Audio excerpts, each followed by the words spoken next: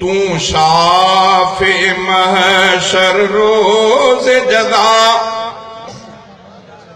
सब आलम तुझे पेरन में अरशन ते घुरायो तोखे खुदा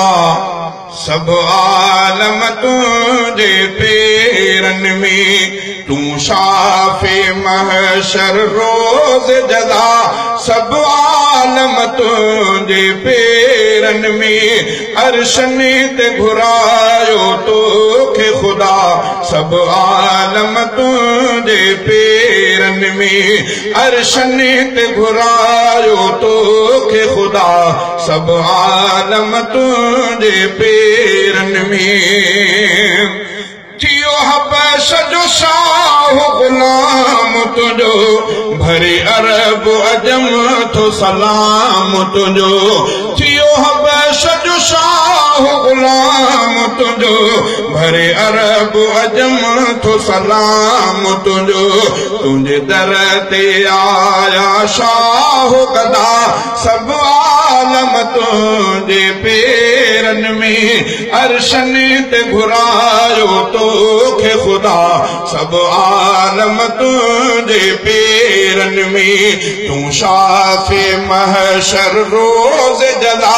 सब आलम तुझे पेरन में अरशन ते घुरायो तोखे खुदा सब आलम तुझे पेरन में आखू मिठो बिथियो लिबसा थी तारो वयो असहील बसा आखू मिठो बिथियो लिबसा थी तारो वयो असहील बसा कयो तुझी अलब खे रबा दवा कयो तुझी अलब खे रबा दवा सब आलम तुझे पेरन में अरशन ते घुरायो तोखे खुदा सब आलम तुझे पेरन में नालैन भी तुझा अरशन ते तुझी वाह वाह अरशन फरशन ते नालैन भी तुझा अरशन ते तुझी वाह वाह अरशन फरशन ते थी रब जी तो ते खास अता सब आलम तुझे पेरन में अरशन ते घुरायो तोखे खुदा सब आलम तुझे पेरन में तू शाफे महशर रोज जदा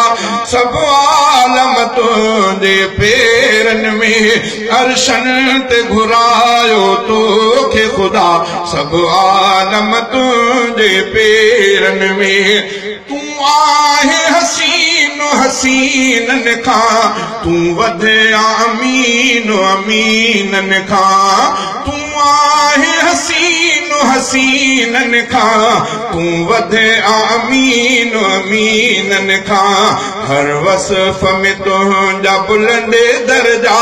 सब आलम तुझे पेरन में अरशन ते घुरायो तोखे खुदा सब आलम तुझे पेरन में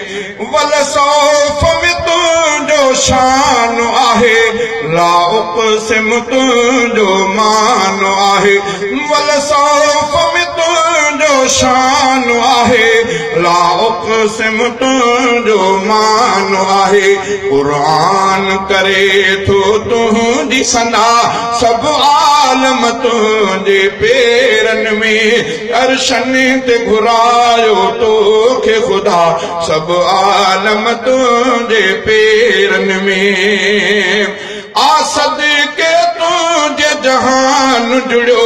हर गुलवा तुझी सिक में खिड़ो ही तारकतियूं तो लाई बणिया सब आलम तुझे पेरन में अरशन ते घुरायो तोखे खुदा सब आलम तुझे पेरन में बेदाम हफीज गुलाम तुझो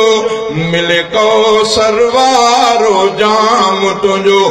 बेदाम हफीज गुलाम तुझो मिल कौसर वारो जाम तुझो